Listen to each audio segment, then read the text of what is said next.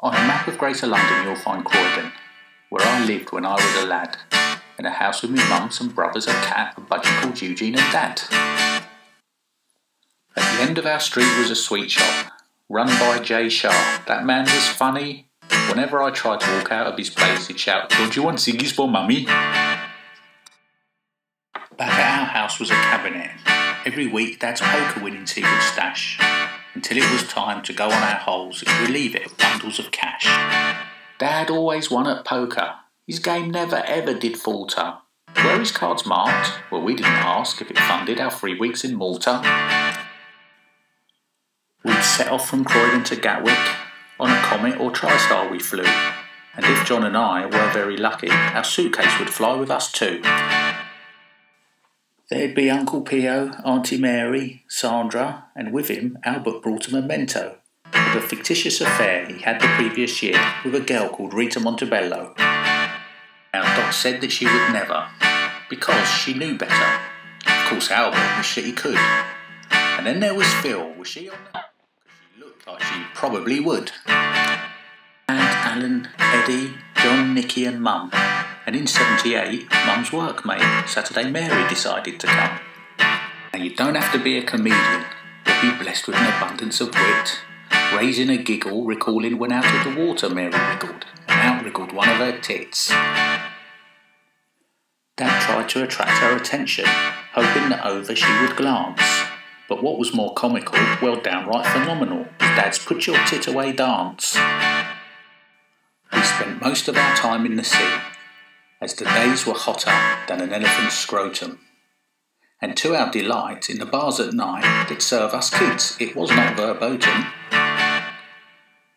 We arrived at the pitch in Bursey, intending to buy a few beers. It wasn't our age that foiled us, we just couldn't afford hop leaf. We stood there, almost in tears. The barman looked so disappointed. He shook his head and said, "Why so defeatist? Didn't you know that for just 10 cents each, you could all get pissed on lacrima vitis?" Then it was time for the bingo, though some of the players got irate, because first the announcer called "All the fours," and immediately called 78. Later we'd order some food.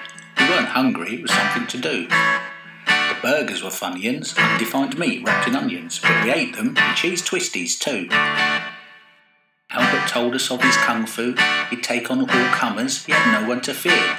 But when David brought his mate, Albert got in such a state and he swam out as far as the pier. At least one day we would venture to the capital. Now you may argue, but I'm prepared to bet you that every single one of us at one time or another has sat their arse on a cannon in Valletta.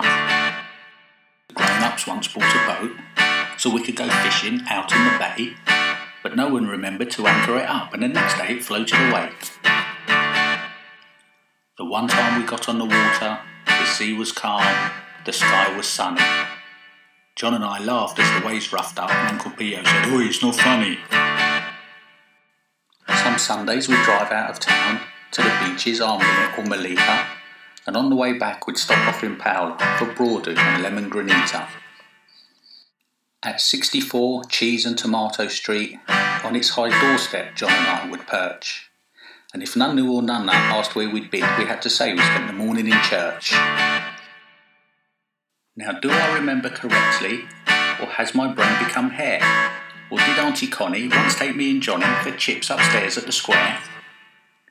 This point of proceedings of John we must take the mickey of went into the room in just his pants did he zoom and exclaim, "I just saw 2 Nickies." There are many things about Malta that make it largely unique. Pastizzi, kinney, mad drivers and delicious bread I could eat for a week. But of all the things I could mention, and remember I've been going since I was fetal, nothing encapsulates the place more for me than Uncle Alfred's iconic green beetle. What makes a vacation great could be debated forever and a day, but to sit on that wall and eat greasy chips, for some it's not holiday. All too soon it was over and we had to get back on the plane, back to England and the onset of autumn, the short days, the cold nights and the rain. When we arrived back in Croydon, the house felt decidedly cold, but I was unaware that the memories I'd made I could share when I got old. Those things that we did when we were just kids, although they were simple and small, now I'm grown up I find I look back in my mind, I'm sure they were the best times of all. Because I've been to Bangkok, and that was a shock.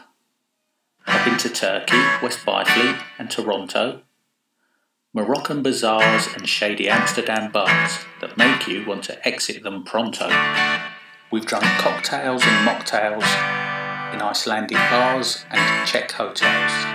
But of all these, I'll tell you for gratis, there's none can compete with those summertime treats with all my family to the Maltese Islands.